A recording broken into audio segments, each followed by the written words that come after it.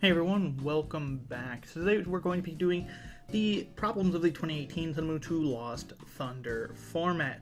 Now, if you know, I've been doing this format quite a lot. It's one of my favorite formats. In fact, my favorite format of the modern era, aka 2011 on. So I do quite like the Sun Moon 2 Lost Thunder format. However, there's some issues with the format. I did try to do this another take on this video, just covering like each of my problems, kind of dispelling things.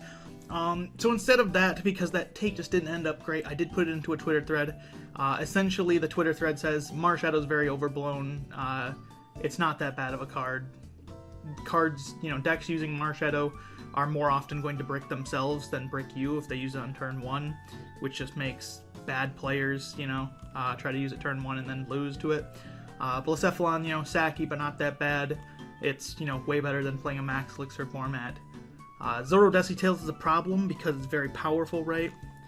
And then I start talking about control and stall, which are, and linearity as well, because the decks are very linear sometimes, like Grand Bull and Blacephalon, right? So today we're going to be talking about the format, like I said right here, stall is tier 0, and how I would fix it, because why complain about problems when you can provide problems? Now, I will say that despite what I say in this video, we're going to continue the Sun Moon 2 Lost Thunder tournament as is. It's going to finish up the way it is. However, I do want to test an idea maybe in the new year of a modified somewhat format. And what does that entail? So, right here we have 3 cards. I am certain of 2 of them, but one of them is, so to speak, we'll test. What does this mean? So, this is a ban list.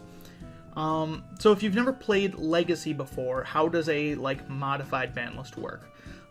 So essentially it's just an optional ban list for when you build a format that if you do not want toxic cards to be in your format, like very toxic decks, if there are things that are out of control, that are unfun to play against, infinite loops, locks, things like that, then you conceive an informal ban list, because obviously Pokemon's not going to ban anything from the format. This is just retro at this point. But do you consider playing a format with a personal ban? In Legacy, one of the biggest cards, we'll just take that off real quick. One of the biggest cards banned, that's very surprising to some people, but when in that Legacy informal ban list, it's Vileplume, right? Turns off all trainer cards, which means items.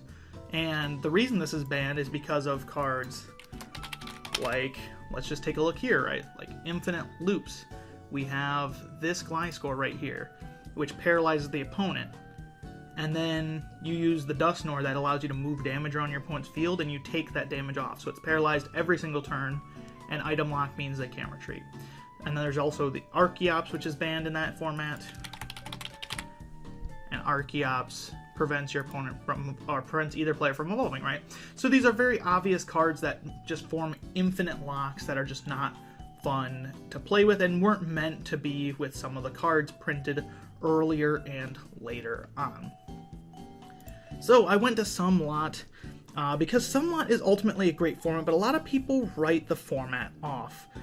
You get a lot of players who write off because of Marshadow, and I think they just need to play the game against people who aren't bad at the format, because Marshadow, a lot of it is just bad players throwing it on turn 1 and getting really lucky, like 1 out of 15 games and bricking you. But the actual 2 biggest problems I found are Lucine and Oranguru.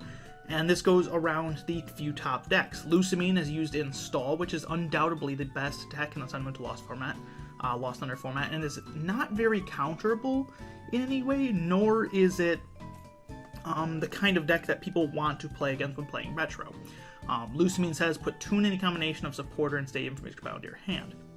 So if we go to Sun Moon 2 Lost Thunder on PTCG Legends, still loading in a bit, but we have an example list of Stall. This is Sanders' list that he played 2 Harrogate regionals. This is generally the golden standard of Stall in the format. This list is very, very strong. I don't love all the things about the list just because I like playing more consistent, less teched out lists for control, but this list is generally what you're going to see. And as you can see, it employs Lucine to great effect with 3 full copies in there, and it uses essentially Shrine of Punishment as well as energy denial cards like Faba and Plumeria, as well as a little bit of hammer action too, just to slowly whittle your opponent down to where they cannot respond. And you use these just indomitable wall, Regigigas, Hoopa, and then Registeel and Solgaleo, which take advantage of metal typing to resist, right?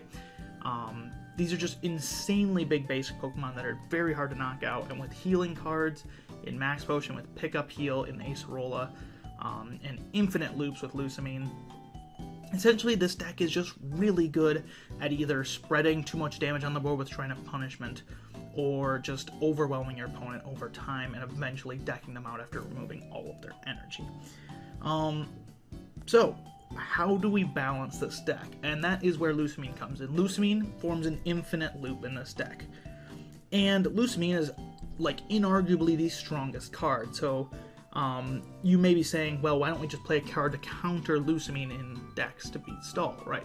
And that's where Girafarig comes in. Girafarig has the ability with its Get Lost to get rid of a Lucine, which seems really strong, right? Because I can get rid of your Lucine, but they're only ever going to have one down at a time. And if you have two Lucine, since they play 3 copies, they can still complete the lock. They can even up it to 4 just for extra insurance, right? And once you use that Girafarig, they're going to Lugia GX Lost Purge it out of play, and you can no longer respond to the deck, essentially. So, you know, you may say Lugia GX is the problem, but I think just having to play around that in general is just not healthy for the format. And while the Sun, Moon, 2 Lost Thunder format is undoubtedly the most diverse and best format of the modern era, Stall does have an unhealthy presence in an untimed environment with the format, which is just not the way it was meant to be. So, Lucine is the first card banned for that reason. Let's talk about the next card banned, which is Oranguru. Oranguru is for its resource management. Put any 3 cards from your shop on the bottom of your deck in any order. This is another infinite loop card, and this is used in 2 different kinds of decks. If we go to the website here, let's go find a Zoroark list real quick. So this list doesn't play it. This is Zoroark Tales. There's just not a great Zoroark Tales list on the website, but we'll just look at Zoroark Gyarados, I suppose. This is fine, because it's got the basics of it. What Zoroark decks do with Oranguru is they take advantage of infinite loops of item cards, like Max Potion, like Hammers. Usually there's Counter Catcher, usually there's other things. This is just a specific Gyarados list. Usually the problem comes more in Desi Tales, but this list doesn't play Oranguru, unfortunately, so we can't usually use it as an example, but you use these disruptive item cards in very low counts that you can search out with the Ninetales and that you can infinitely recover with Oranguru, right? And this essentially just creates a problem in this deck and also in the Stall decks. Let's find our control decks. Let's find a Swampert control real quick. I know it's going to make this difficult on me probably. It's not listed under Swampert. There we go. This is Oranguru control. This is another like tier 1 archetype, if you ask me. And it just uses Swampert to draw out the whole deck, and Oranguru then gets any 3 cards back. You see the same kind of strategy with Zoroark control right here. Same kind of thing where you use Zoroark to draw the whole deck, and then you have Oranguru with resource management. These are both tier 1 archetypes right below, like, you know, Stall, and up there with Zoro Desi Tales, and Oranguru just forms a really unhealthy presence in the metagame. Even in just regular Zoroark decks that aren't based on control, Oranguru forms this really hard to beat strategy where if your opponent just sticks you at any point with like a Counter Catcher and a hand disruption card like Judge, then they will just proceed to get back all of their spammable cards without ever having to, you know, play cards to do it. They can just get back a Palpat, a Counter Catcher, and Hammers, and then just if you don't kill that Oranguru that turn, you're not like going back into it, you've essentially lost the game because they have formed just an infinite loop, and they're going to maintain that Oranguru control until they just remove your board of all the stuff while getting back all of theirs, right? Until that you just have no options and you've just lost the game.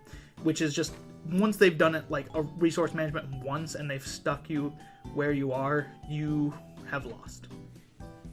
So, that's why Oranguru is the second one on here. Even outside of just pure control decks, in Zoroark decks, I feel like Oranguru forms these unhealthy pinches against all of the other decks that just they can't compete with because they don't have the ability trade or something, that to pivot as easily, and all these spammable item cards you can fit into Zoroark decks. And Zoro Desi-Tails is like one of the best decks, and I think it's one of the more balanced best decks, but it feels unbeatable at times when they're using Oranguru. Games where they don't use Oranguru feel it's a very powerful deck. It's not like it goes off the map when you don't even use Oranguru, like this list doesn't even play it, but it feels a lot more balanced and fair for the metagame. So that's why Oranguru is there. And Lucine and Oranguru are the cards I for sure, I think these are cards that, in my modified somewhat testing, I'm going to say that they are 100% banned. The next card I'm not so sure about, and that is Faba. So Faba says choose a tool, special energy, or stadium card in play and put it into the Lost Zone. So this is another tool in that control deck we were talking about before with Regigigas Stall. Let's go back to it. It's also in Steelix, I think, too. Yes, Steelix is an interesting deck. So we have Sanders' Regigigas list here, plays 2 copies of Faba. So you're like, oh, but you got rid of Lucine. Isn't the deck just going to die then? Not necessarily. If you've played this deck is so low maintenance because of how big its walls are and how hard they are to get through, that you have quite a lot of time against most decks to still just move your pieces around your board as you like. You can still throw in a recovery card if need be with something like Heatmore, and while you can't infinitely loop supporters, putting in something like a Pal Pad will allow you to get as many uses as you need. Without Lucine in these decks, I think they would max out the important supporter cards and still be able to achieve their win con far easier than I'd like. I know this because when I played an Expanded, there was a similar thing happening because of the prominence of Double Dragon Energy. Faba was played as a one-of in a lot of decks, and with Versus Seeker, if you get 4 uses of Faba, you just take away all 4 special energies permanently. There's no recovery because Faba puts it into the Lost Zone, right? And while Enhanced Hammer does get rid of the energy, it's more balanced because even without Oranguru, there are still, not great options, but there are still options to recover in GX attacks like Decidueye's Hollow Hunt, Gardevoir's Infinite GX, things like that. So, or I think it's Twilight GX, Infinite Force the attack. So essentially, if we just ban Lucine, the stall deck I think still remains the best deck in the format because it will just max out copies of Faba, Acerola, and Plumeria because those are the most important 3 supporters, and max out hammer counts, and then it's still just going to be the best deck. It's just going to not have that infinite loop factor, but it still does enough. So I think that banning Faba makes the most sense in my opinion for if you really want to take stall out of being the top deck in the format. I think you need to ban both Lucine and Faba. Just because DCE decks just can't deal with that much energy disruption, right? And it just makes them a non-factor. Almost, things like Zoroark, as well as just the rogue decks that rely on DCE, even like Solgaleo. You have your metal energy, but they can be, moved around the field, things like that, in uncomfortable ways. This deck does deal with stall, I will say, better because that is Judge, but, decks that are just reliant on special energy just really can't deal with stall, and they can just, even with not infinite loop, it's just going to be hard for any of the decks that rely on special energy to deal with stall, which just forms a really unhealthy metagame in my opinion. This is why I've proposed the first 2 cards as certain, I kind of want them gone from the format in a modified format of somewhat, but Faba is one I'm pretty sure that probably needs to go if the format's to be healthy, but I don't know for sure. It's really, we're going to probably have to test this. I might try to run a Limitless tournament in the new year.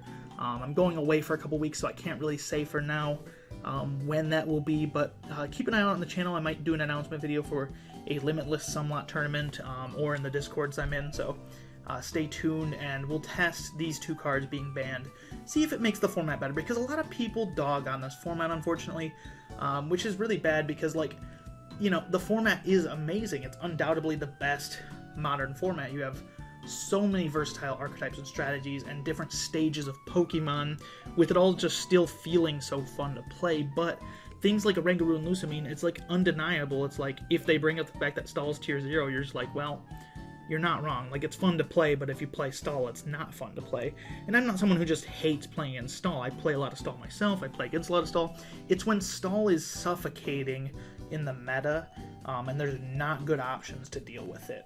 Oranguru feels much more at home in formats like 2019, where it's still very, very powerful. But in 2019, it feels more at home and balanced because there isn't, because there's like, you know, peak around throwing around like 370 damage on the second turn of the game, and there's Mewtwo and Mew using any attack in the game. So it feels a lot more at home, I think, in 2019 than it does in 2018, especially Somewhat, which is a slower format even than to like 2018 Worlds, where there's like almost no turn 1 attacks that are doing damage. Decks are slow, they take time to set up, they're reliant on single energy attachments a lot of times. They just can't deal with that kind of pressure. So anyway, appreciate you all listening to my little appeal. Just trying to find ways to make this format more palatable to lots of people. I think, you know, Oranguru and Lucine, just for a format to be healthy with the cards in it, we probably just need to consider not having them in the format. And Faba is just like a, let's, you know, see how stall still plays after the removal of Lucine. Thank you all so much for watching, and I'll see you in the next.